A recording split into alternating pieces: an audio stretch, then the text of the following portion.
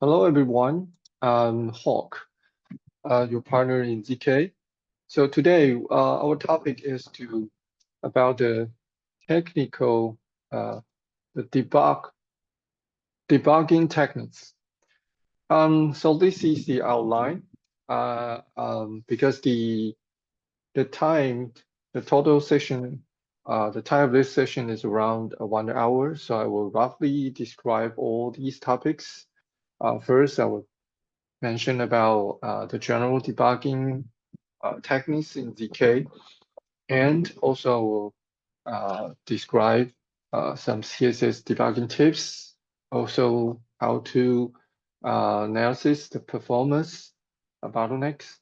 And the last, I will tell you if you really apply these techniques and you still cannot find the root cause, and maybe you will contact with us about your problem and what kind of things, what kind of data you provide can help us to support you better.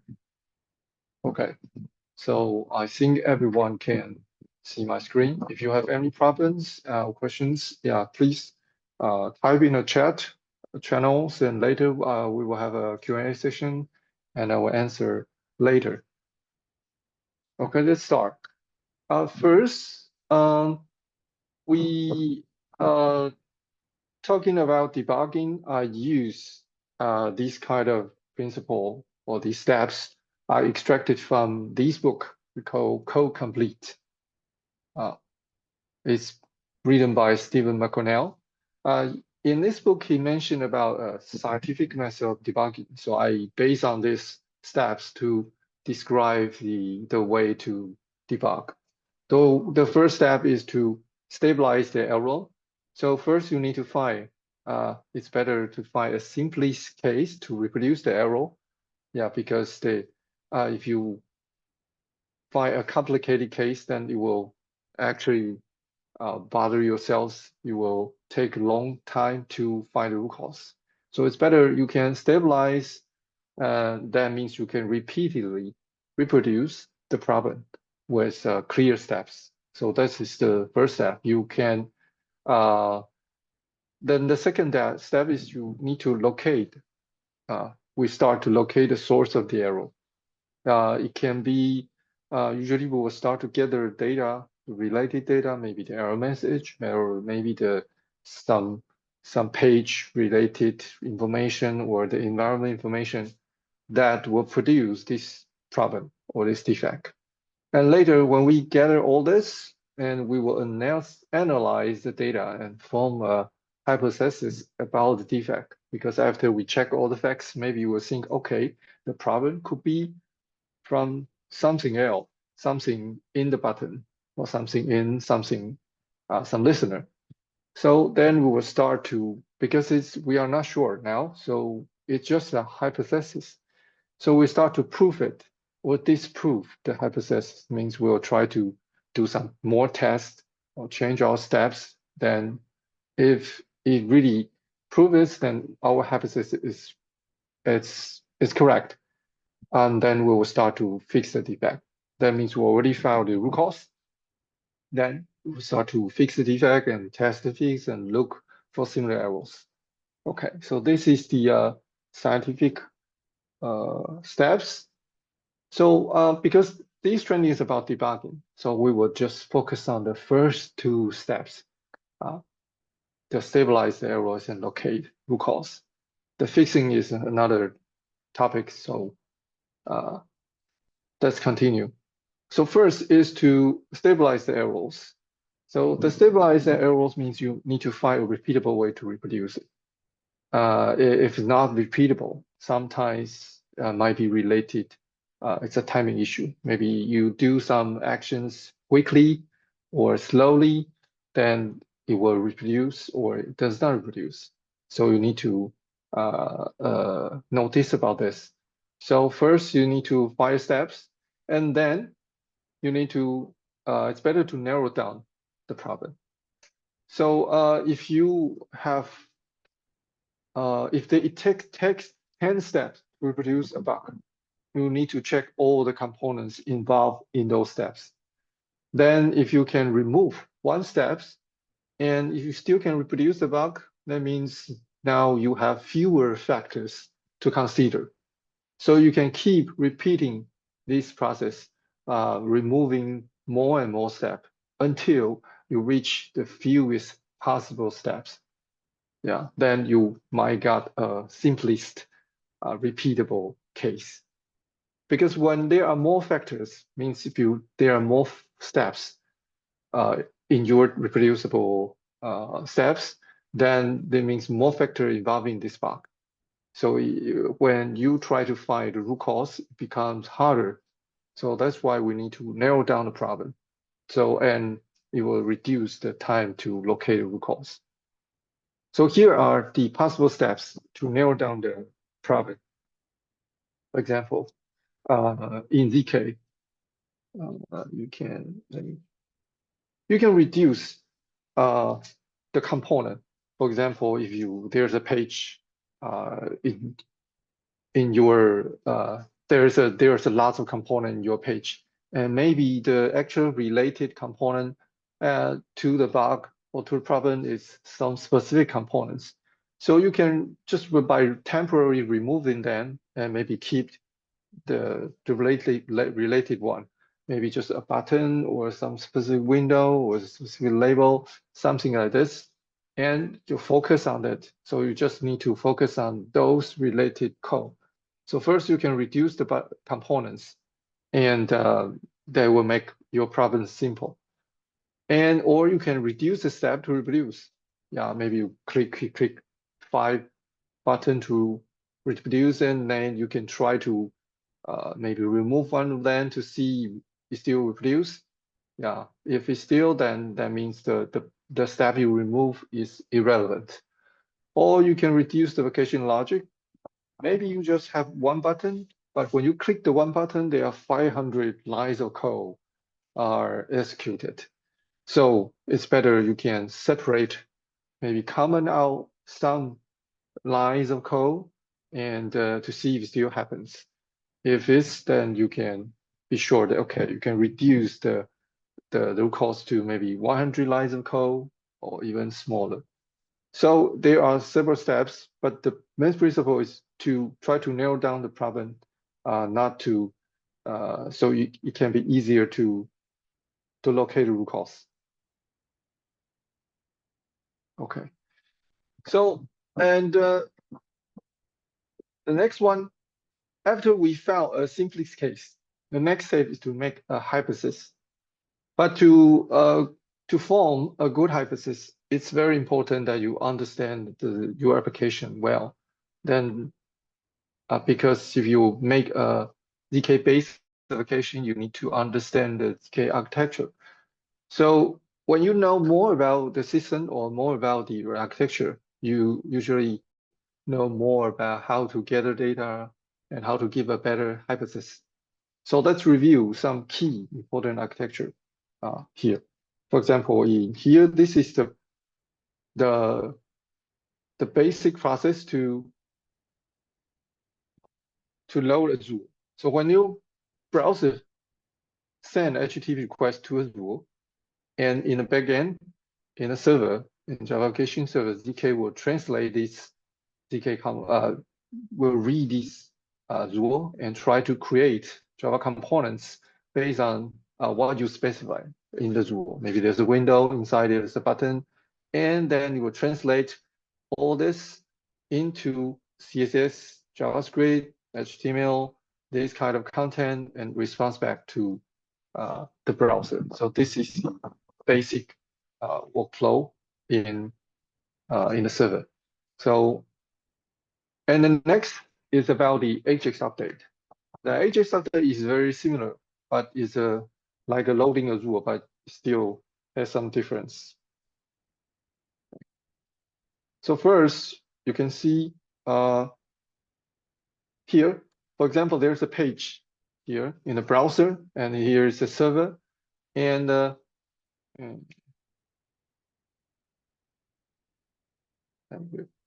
okay. So in your browser, assuming you already loaded Azure, so there are some DOM elements with JavaScript widgets. So maybe you click something here you will notify the ZK client engine. Maybe you click some button or some menu, and the ZK client engine is actually JavaScript. It will send AJ request here to ZK update engine, which is a servlet. If you know, it's the DHTML update servlet. It will handle the request and notify the corresponding Java object here. So you can see here there's a ZK widget, and every ZK widget usually normally will have a corresponding Java component at server side. So you can see these structures are matched each other. So there's a widget tree here and also component tree here. So you notify there's an event. So these AJs will be notified, will become converted into a ZK event. And then you will pause the event to event queue. And then if you already register event listener at your composer or view model, we call command methods, then you will invoke your event listener. And this is the code you write for this application. So you will invoke it and do something. In your code, usually you might access components, it's optional, or you might pause event, or you might access database. Yeah, depends on your application logic. So after you do this, then it might generate some response to the client. So ZK will collect all this response, because after executing, your listeners will collect all the response and send the response back through the ZK update engine to AJ's response to the ZK client. And ZK client will read this response and find the corresponding ZK widgets, tell them to update, maybe render something or remove something, add something, and to the DOM elements. So you will see, okay, browser now change. Okay, so this is the whole process of handling ZK AJAX requests or WebSocket. It's all the same, similar workflow. So based on this, you can categorize ZK issues into 3 categories. One is client side, yeah, maybe problem happened here, or network, or server side.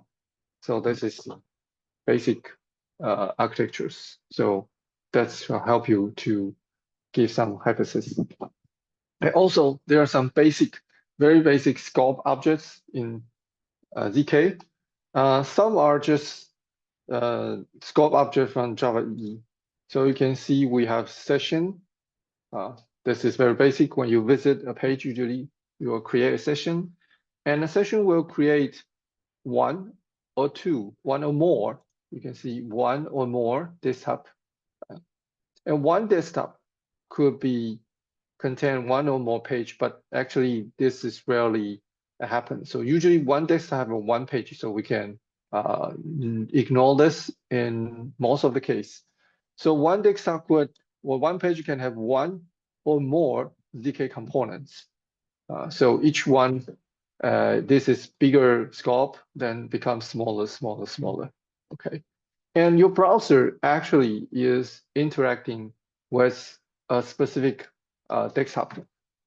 And this desktop might belong to a session. It's belong to a session. And another desktop might also belong to the same session. Okay.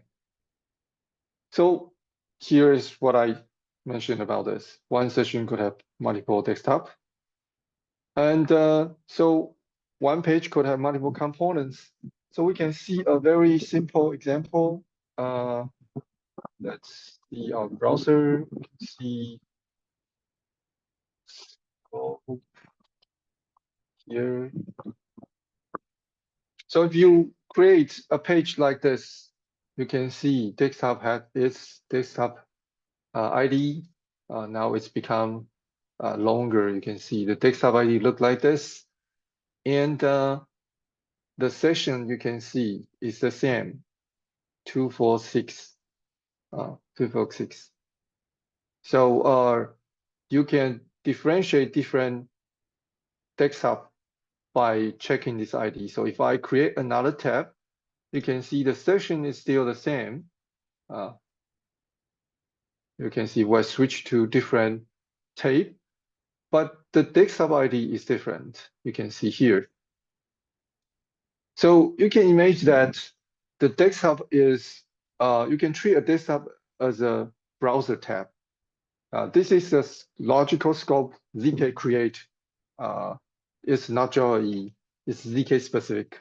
The reason we create desktop is easy to understand is because, yeah, we need to differentiate these two tabs. Oh, okay, so because these two tabs belong to the same session, so we need to differentiate the components at server, which tab does it belong? So that's why we create a desktop. So there's a desktop and the second is another desktop. So when we sending a address request to the server, you will always bring its desktop ID to the server. So I will know in the server, we will know, okay, which components belong to which desktop. So this is quite is different. So you can see the session is the same. So in here, if you want to get, you can see a scope, for example, here. You can print the desktop, you will print its desktop ID. And if you try to include a page, actually, you can see the desktop is the same. If you apply a page, apply means using template injection, apply another rule inside of it, and or using include, you can see if you apply a page, then they are still belong to the same desktop. You can see same desktop, same desktop, same desktop. So no matter how you include a page, they actually belong to the same desktop. So you can see the page ID is the same. So you can see they are still in the same page unless you include a page with iframe. So in that iframe, you can see it's a different page and even a different desktop. So actually these are two. If you include a page, they still belong to with iframe. They still belong to the same session, but actually they are belong to the different desktop. So we can see this. Okay, and so every time when you visit a your page, it will create a corresponding desktop object, and all the subsequent AJS requests are sent to this data. So it actually, when you interact with any ZK component, you will find it doesn't change a browser's URL. You always in the same URL. You just find a synchronous AJS request. So all the ZK components are created in a desktop scope. And if you reload a URL, actually it means it sends another HTTP request to the same URL page. So actually it will recreate a new desktop. So all the component will be dropped and create a UI components again.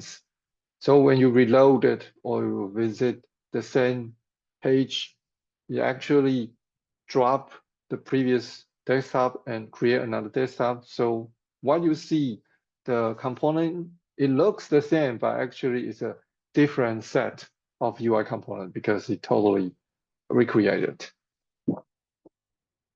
So any state they are not persist at the server side will be lost.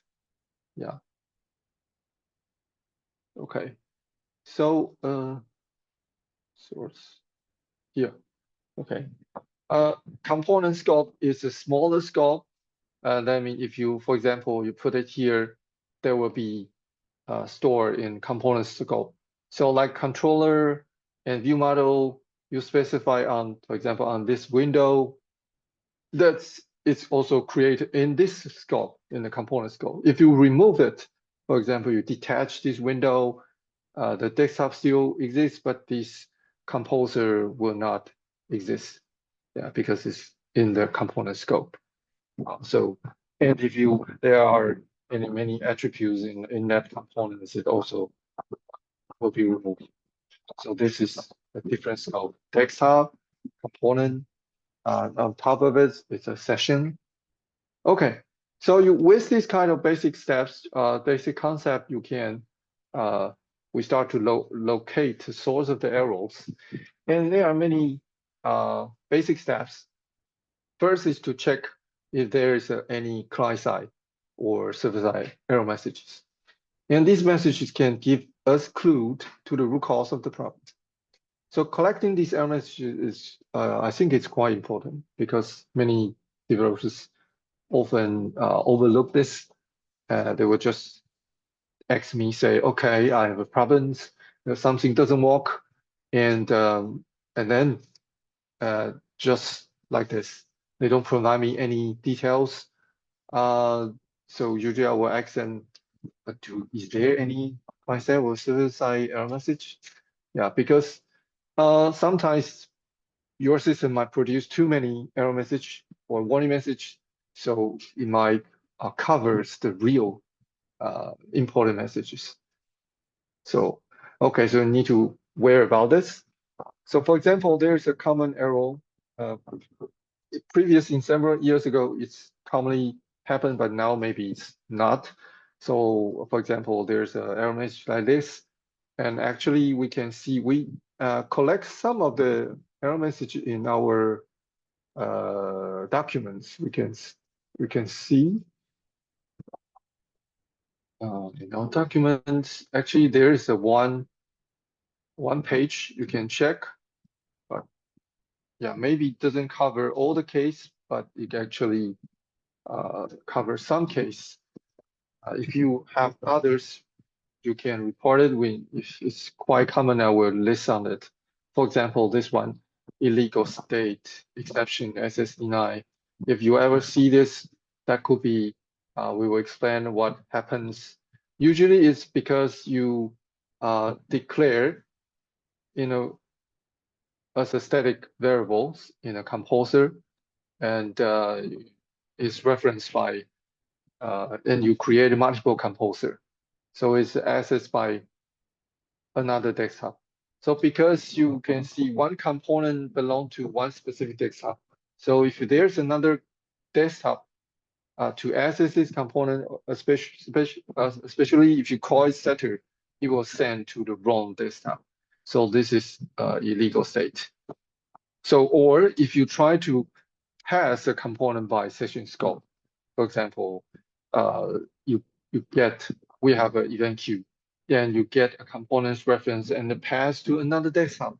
You try to access it through call it setter. So because every setter will try to send a response to the client side, so it's also cause the problem because if in desktop one you cannot access or try to send a response to directly to the desktop two, it's not uh, uh, it's it's not gonna work. So it's better you can pass the data instead of passing the component itself. So this is um, the error message that you encounter. So it's better first you need to check what's the error message. The next one, sometimes we'll see this kind of error. Usually this is JavaScript errors. And the JavaScript error, first you need to check if there's any patch, if there's any JavaScript override in your systems. If it doesn't, then it's better to, it could be, if none of this, then usually it's a bug. Yeah, because I think most of you just using Java side and don't override JavaScript, then you can just report bug. We will and give me the steps. We will try to fix it or give you a patch. Okay. And next, usually sometimes you might saw this, and this is the not very common, but sometimes what happens, and it happens usually when uh,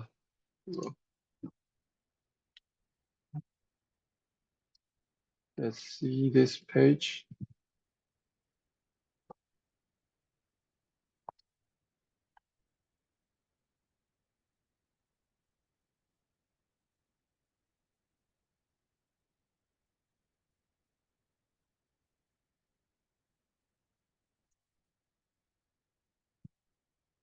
Any this kind of error happens only when it loads ZKWPD fails.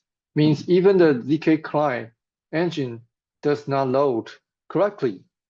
So there are several reasons and several phases. You can check the error code here, because if you fail in different phase, it will show the different error code. But usually it's rarely happen. But even if it happens, then usually you might do something, maybe some very important resources cannot be downloaded, for example, ZKWPD, or even the ZK byte or something very basic cannot be downloaded, or if you override something very deeply and it fails. So you need to check the error in the console and give us the error message, and we can check. So that's another case. Okay, and next, after you locate any root cause by checking the error message, if you don't find the message, then we need to find out, okay, what's the a request and response. We can tell the problem from the A request and response. Because when you interact with any ZK components, it will send a request. The AU means the asynchronous update. We usually by default send by AJAX, but if you configure, you might send through WebSocket. So you can open the develop tool to see such kind of AJAX request. It starts by ZKAU. Actually, it ends by ZKAU, sorry. So after your application context, it will send a request like ZKAU. And so first, you need to check the payload to know which kind of event it found, sent. Okay, for example, this is the most common format in a request. The first DTID means desktop ID. So you can see here, it's a desktop ID. If you don't change the desktop, then it will always send the same ID. And the command, if this, because it might have a multiple commands. So first one is dash 0 or underline 0 or underline 1, 2, 3, such kind of a sequence number. So the name is the event name. And the UUID means the target components element ID. You can find it in your browser. So you can check. And then the data will be these event related data. So it depending on the events, it will send different data. For example, on click, you will send these kind of like page X, page Y to the server. So if you register event listener, no matter in Java, in Zool, you should expect that ZK will send a request for the event when you interact with the component. So that's usually, if there's no error message in your server or client, so usually this is the starting point to start to debug. So when you click a button, you should expect there's a request sending with the onClick command, because if you register event listen. So if this is the starting point. So when you click a button and you don't see this, that means there's something wrong. You need to check. So, and there are others. For example, if you opened a dropdown, then if you register open listener, then there should be an open, and open is true. Okay, so this is what you expected. So if there's no, then there must be something. But sometimes some events are deferred. But for example, these are non-deferrable, means it will send immediately. For example, on render, on data loading, it will send immediately. Or some important events are like on change, that you will also send. Some kind of deferrable event means it maybe like focus is not very important. If no one listen it, then it will maybe send later, or even not to send by ZK. So sometimes some event is not send because there's no event listener is Regis. So even you do trigger that event, and nothing will be sent. So you need to check this to underline, okay, understand when you interact with your component, and you can see there's something expected to be sent. Okay, so this is, for example, let's check a very simple example like here. For example, here we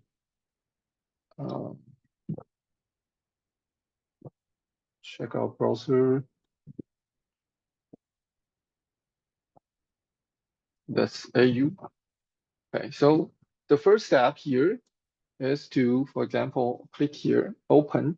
So if you check the network, there are some filters.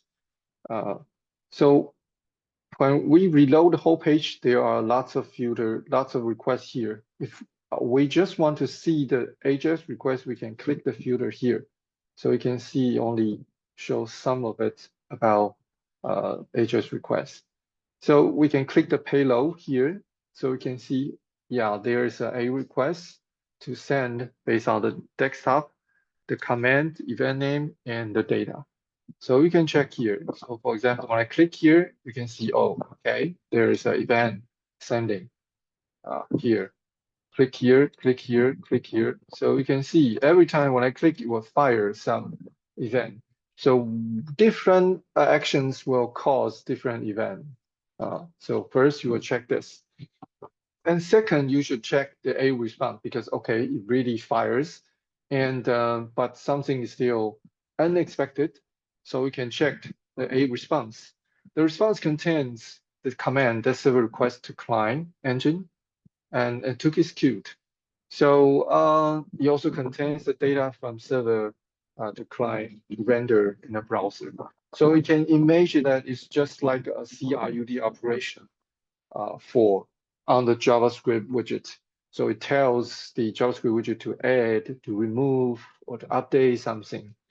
Okay, so you don't have to remember everything, but you can understand some basic operation, and so you can understand. So for example, here you can see add-chd, so it's very easy to understand. It's add child. So when you open, for example, if you open a tree items and it add dynamically, so you can say, you can see, you will response. This is the response. You will add child on it. So you can see, okay, the add child, the tree item, row, cell, and it contains the data from server. So if the data is correct, that's, but the rendering is wrong. So could be, I think it's client-side issue. If data is wrong, for example, you expect open is true, but actually open is false, then there must be something at server side. So you should check your Java code. Okay, so that would be easy to identify this. So if you don't expect there is an add child, then yeah, also check the server side because this is produced by the server side. And another one is common is we call set ATTR, means set attributes.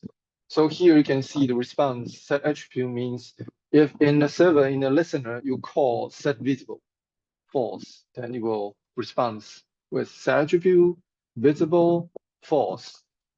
So it's easy, you can tell. So if there's no, for example, if you are sure that you call set visible, but there's nothing, so you might check, okay, does it re-execute at the other side, or if something wrong? So that's also another point. And RM means removes. So we can see removes the UUID. So this element ID can be found in the browser. So for example, let's check our browser. For example, I open it. You can see this is open, and the UID means the element ID. So if we search this ID, you can see the ID here. Okay, it's a group box. So it means this event sent from this group box element. And its response is empty. Okay, so it's empty. And if I click you can see its response, RSM response, it will show notification. So you can see it show a notification with some related info click. So if I toggle disable, you can see its response is set attributes, disable true. Okay, and this one is, we search the UID, you can see the ID here. Okay, so it now is disabled. Yeah, it set this disabled. Okay, so by checking this response, for example, I click remove, you can see it remove this element. So we cannot, if we search for this element, you can see it's not found because it's removed. So by checking this A response request, we can know the roughly what happens, exactly what happens. So you can see there's a call called invalidate. It's re-rendering widget's whole DOM elements. So in my cost blinking, that means if you render small part that it's cannot be, the user might not notice. But if you render a big component that in the whole range, for example, a very large grid and contain lots of components, if you call invalidate or you do something that cause its re-render everything, then it might have a blinking. And so actually you can notice this. You can find this by using outer. Its command is called outer. So if you file the commands outer, that means it's re-rendering everything of these components. So you can see what does it render that it will tell you tab box, tab, everything. Yeah, it will tell you in the response. So, and everything not synchronized to the server will be lost. So for example, here in our browser, if we call here, we call re-render, we can see outer and to just re-render everything from the group box. Group box, button, full button. So you can see, okay, everything is correct. And you don't see the blink because the group box is small. It contains very small amount of components. So, but sometimes it will. So this is the response. And yeah, the last response is nothing. Yeah, then nothing update from the client side, for the client side from the server side. Yeah, it's also important. That means it only performs some server logic at the server. So nothing update in the client to the client. So if you think there is something in a client, then you need to check your server. Yeah, if you expect something. But this means nothing to update at the client. Okay, so this is the basic. You can check if there's no error message, then you can check the error request and respond to see if there's anything out of your expectations. Then there must be something wrong there. You can check there, investigate more, then you might find something. Okay, so this is the basic debugging tips we use. So that's the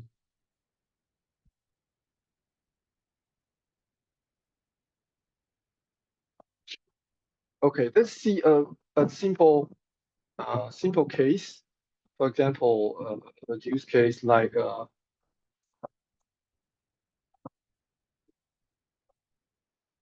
closing tab box. Okay, so for example, these tab box, this is all these case is based on the customer's real true stories. For example, a customer report that when I open an inner group box and input a text, for example, tab, something like this, and then he click add tab to add the second tab. So the group box lost and why?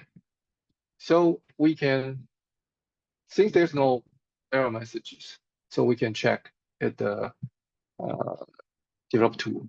So first we can open it. Let's start again. Let's open it and type something and add tab. So you can see there are two error requests. The first is to open. unchanged. Open is expected. I open the group box. I open unchanged. I type something and it trigger unchanged, and nothing update from server. And later, when I check, the next one is unclick, means yeah, I click this tab. Sorry, I click this button and new a tab. So when I see response, so what's happened? You can see there are lots of response, not just adding one tab. So you can see it's outer, means I trigger some re-render of the whole text box. So it closed the combo, close this tab box. Sorry, close this group box because it re-renders. And why the re-render will make it close? Because if we check this, the original code, you can see the group box, it's open, it's false. That means its re-render will render based on the server state. The server state. The server state is false. So it will re-render again every time when I add the tab box, add the new tab. So it will re-render again and it will close it. So that's you will find the reason. So every time you see outer means it will render again. Okay. So let's continue to the second case. Is briefly describe about CSS debug. The CSS debug also quite often because when you check something, maybe everything is the server is correct, but something is rendered incorrect. So no matter which browser you use, they are quite similar. When you use Chrome, Firefox, and Edge, usually just press F12. It will open the browser develop tool. And yeah, so but yeah, in this session, I just use demonstrate with Chrome. So first, if you use the develop tool, you can use it to inspect or edit HTML structure if you don't use it. And you can also inspect or edit CSS style to maybe check if there any CSS rule cause a problem. You can check the computed style, even adding new rules or remove some rules. Even when you are customized style is very important and easy to use. So we can check a case. For example, let's check this tree. Okay. So for this case, someone also report a bug, say, okay, you can see that the icon of this tree doesn't render correctly because I expected this triangle and the label should be in the same line, but actually there's a line break in the between the icon and the text. So when debugging such kind of rendering issue, because there's no bug, no error messages, you can see there's no error message from server side, client side. So we need to find out what happens. So usually we will open the develop tool and check the elements. You can use this expected here, point out any elements to find out its corresponding DOM elements in here in element tabs. Because yeah, your page might be very complicated. So that's the fastest way to locate an element. And then you can click on each element to check its style on the right-hand side here. So you can see if the style is say user agent style means the browser default style. And the others is kind of from ZK WCS. That means it's ZK default style. And we combined all the components CSS into one file. It's called ZK WCS. It's a packaged because originally each component has its own CSS style, but when running ZK will combine and merge into one file to reduce the requests. So just request just send one request to get all the style in this. So in here, in this file, it contains all component style here. If you check the whole file. Okay, so you can here you can do something. For example, you can add style here, like font size, 20 pixels. Yeah, and you find okay, yeah, it seems it doesn't work. It means it doesn't affect. There's no text here, so I need to specify maybe on here. So it's font size 20 pixel. Okay, so you can see it's bigger. So in here you can change some CSS rule to take effect. You can see the preview of the result here. For example, I can change the color. I can remove some paddings and to see what happens. Surely it's just a tag effect in your browser. So you can try many options, possibilities to add, remove CSS to see if anything fits your expectation. So if you want to customize the style of ZK, it's better to use this kind of tool. Then you can preview, and then after you adjust what you expect, then you can really write code in your page. It will be easier.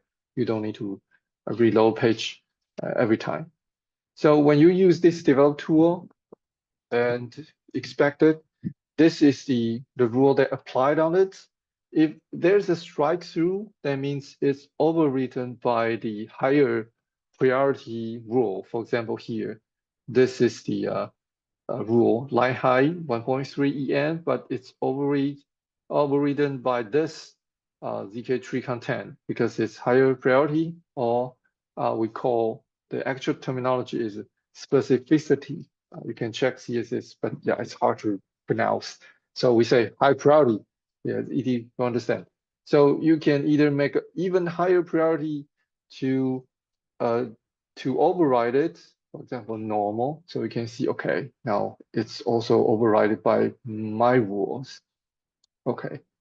So if you don't want to see, because if for complicated components, it will be override sometimes, several times. You can see this is override, this is overrides, yeah, many things override. So you can, if you want to know the final result, you can check here. This is computed means computed result, the final result by computing all the rules, and this is the final result. So we can see, for example, there's a background, so we can check background here. So if it's highlighted, that means that someone, there's a rule. You can see, okay, it's background, background clips, ZK already overridden, and background color, you can see someone in ZK defined it. So you can check here to know, okay, maybe there are 2 rules or even 3 rules that override or define these properties, and you will know, okay, which is the less rule that it take effect. So in here, this is the background.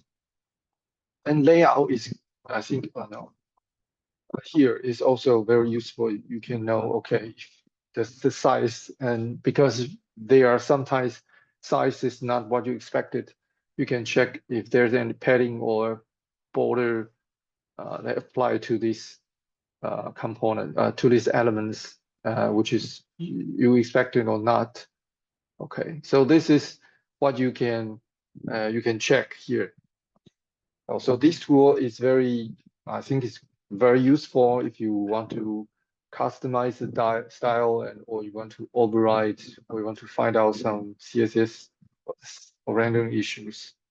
You can use this kind of tool. So okay, back to our problems. So this problem is why there is a new line in a tree here. So we can check here. So check this is a tree content, and inside of it, there's an icon, okay? And there's a item, So we check on the right-hand side. And so you can see these styles apply to these elements. So you can see all the style are in ZK. First, actually, from my side, I actually will run a very similar, exactly same example on my local or ZK Fiddle to check if this is default case. This default tree has this. If default tree doesn't have this problem, so I will look out for the customize. So you can see tree icons. There is it comes from ZKWC. It means it's the default built-in style. And you can see there is a style here, a rule here. It comes from tree.css. That means it's comes from another CSS file, uh, not from the framework. So we can check maybe this caused the problem. So okay, I check it means I uncheck it means I remove it. So you can see, oh, okay, it comes back to what we expected. That means that's the root cause. That's the icon, uh, the rule for this icon is the root cause. So I can check, okay, there's a CSS here. So I can remove this to fix the problem. So this is uh, the process that you can identify the problem of rendering. Yeah, just use the develop tool and check the style and to see there's something unusual. So this is based on yeah, I made a simplified this case because the original case is a bit complicated and the CSS is contains more rules, but the basic principle is the same. It's roughly the same. It's just like this. Okay, and next topic we'll talk about some performance debugging. I just give you some a very quick basic example, basic rule to determine, then you can quickly determine uh, the roughly directions. So when you have a performance issues, for example, when you click a button and you found, okay, it takes a long time to execute, or you do an action, it takes a long time. So it could be an issue, but it's not usually it's not always ZK's fault. Yeah. So let's previously we talked that the issue can be categorized into three types, either client side, either network, either server. So actually, when you click a button and it's sent to the server and call your event listener to do any business logic and go back, it actually goes through several layers, the UI layer, service layer, database, and then go back. So it could be anything in between this. Okay, so it takes first you need to locate bottleneck. So many people just ask me, okay, I have a performance problem, how do I solve it? Then the first question I will ask is, what is the bottleneck? Where is the bottleneck? Because there are many things happen during the clicking the button.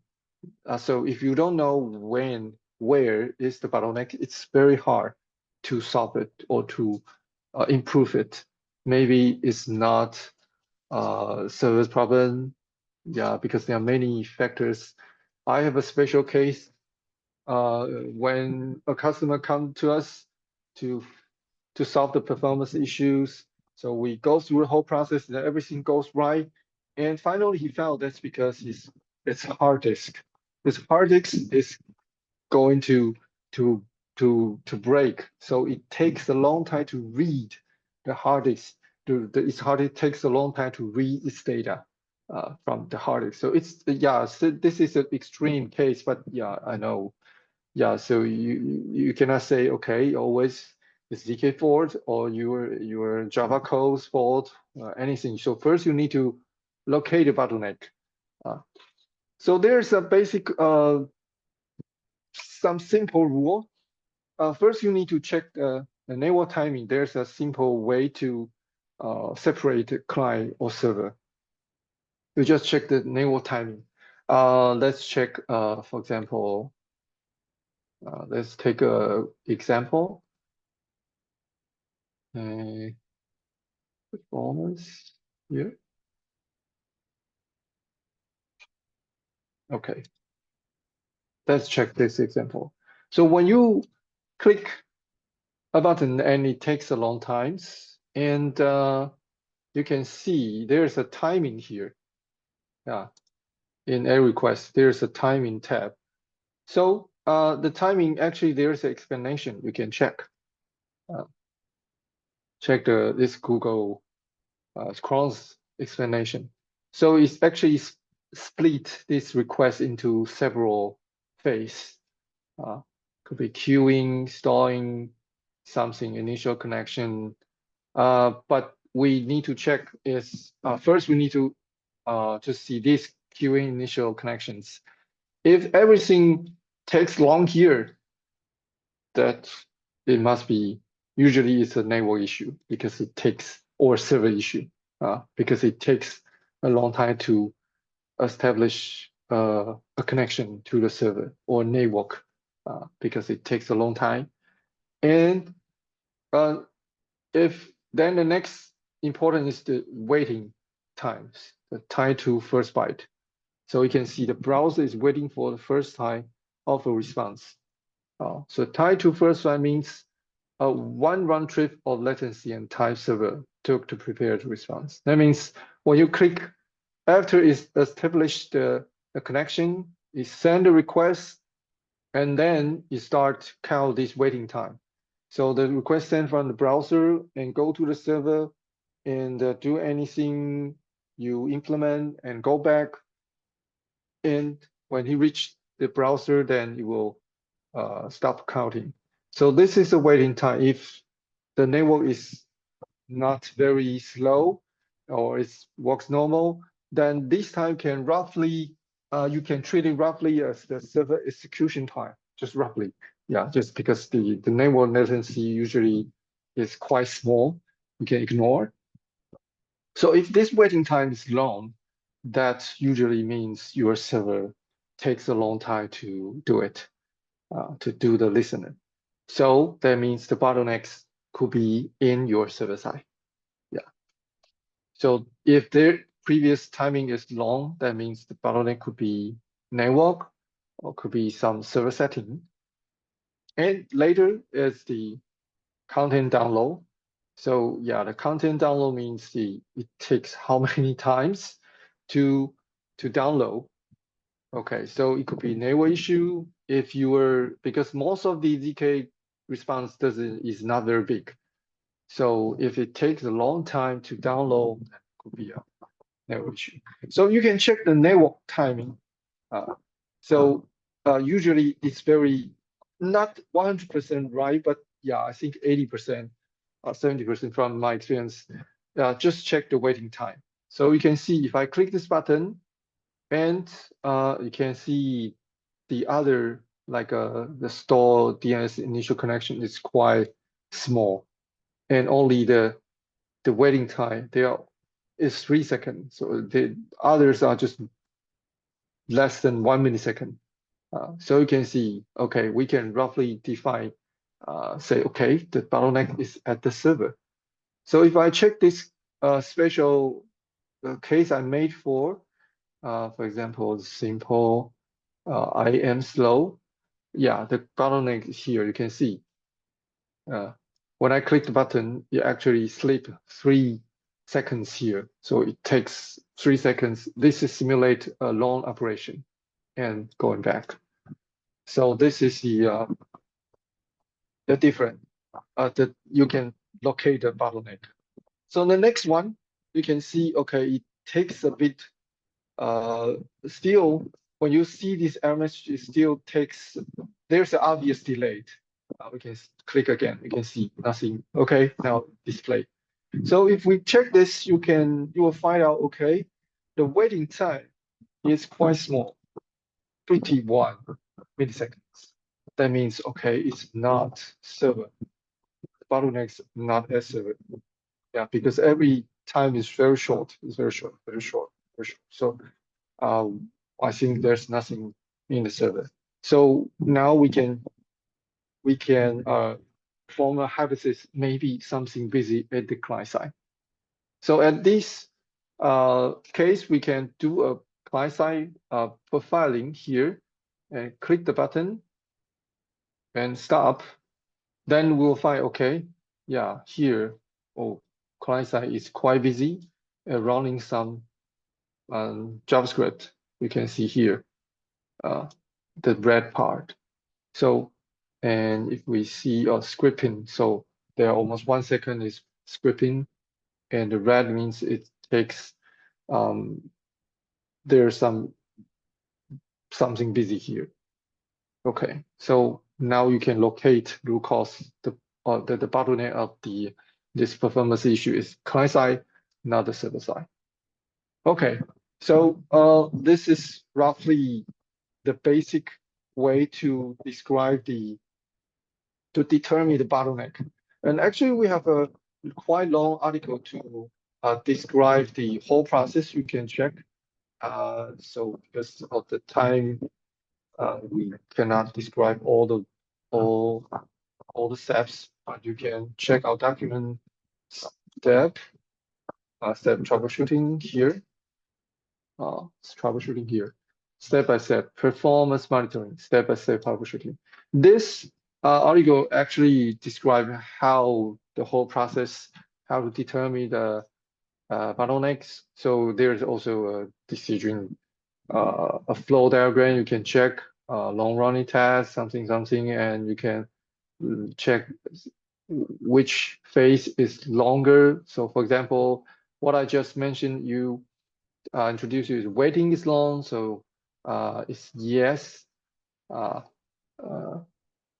Okay, the waiting is on yes, and it could be the server issue.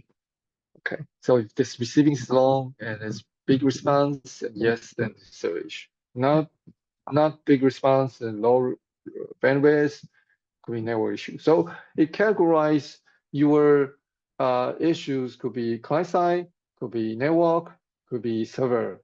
Yeah, so you can check. And this whole articles describe how to do this and how to collect this, which data you should check. So you can read this to find out the bottleneck. Okay, so this is what you can check. Okay, finally, let me talk about if you really apply.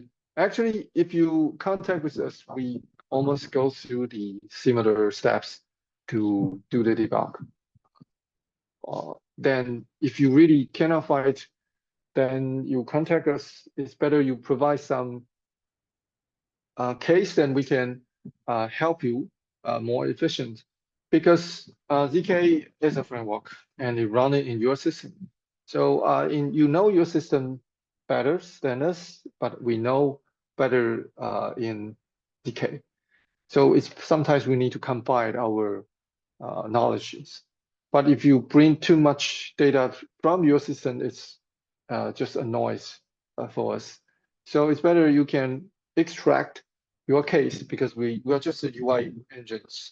So no matter how complicated your application logic, actually it's just a data for us. If you produce lots, for example, no matter how complicated you get the data from database or any resource, actually it's just a data to ZK. So just remove that part, and it's better you can create a runnable example by just combining several components to simulate your case. You can use ZK Fiddles. I think maybe some of you know this is an online platform. You can write ZK. Surely it's not very convenient like your IDE, but it's runnable. You can simulate your case with this and just click run, and you will run the results. And so you can write some code here and reproduce your problem and just give a name and call save. And you will save and produce a specific URL. So pass this URL to us, and we can easily understand your case. it's better than just describing in natural language. Say, okay, I have a button and I do something, and I do this something else, and it breaks. So it's very hard to describe a code with natural language. It's not precise, so it's better to provide this. And if you cannot provide, for example, it's too complicated, maybe you can still provide your Zool or the code. Then we can, although it's not runnable, but we can still collect some clues and we can simulate your case by looking at your Zool. So it's better provide simulate related Zool or code instead of just describing it with words. And yeah, it's very hard to guess. And because we might using different words, you might using, you mentioned table, but actually it's grid or list box, we don't know, or it's really a table. Yeah, it's better than you can zip your Maven project with Pong, and that's also very good because it's small and I can run it with Jetty. Or if you have it's a public system, then you can give me your public URL, we can access. Or it's better to turn on the debug JS true. Yeah, it's very important because if it's client-side issue, if you don't turn on this, then all the error stack trace is compressed and it's hard to read. It's very hard to understand what happens. So it's better to turn on this for JavaScript issue. And so when creating a roundable sample, it's better not to, it's better, but maybe sometimes hard. Yeah, not to include all the database data and just using simple, maybe sometimes you can use this script. It's, if you are familiar, just replace your data from database with some simple static data. That's fine. And then passes the code. And if you really cannot produce or provide a reproducible example, then it's better you still enable the debug true, maybe it's client-side issue, and or you need to, it's better to send us the error message. And later, just like I say, the A request and response can tell us many things. So it's better you can send us the HAR file. The HAR file is a compressed, it's a naval log file. So open your Chrome or any even Firefox developer tool, you right click on the naval tab, right click here, you can see there's a save all as HAR content, then it will save. First, you should clear all the log, try to reproduce your case or your bug, and then you will record all the HAR, record all the A requests, all the requests, and then you save it as one file, HAR file, and send it to me.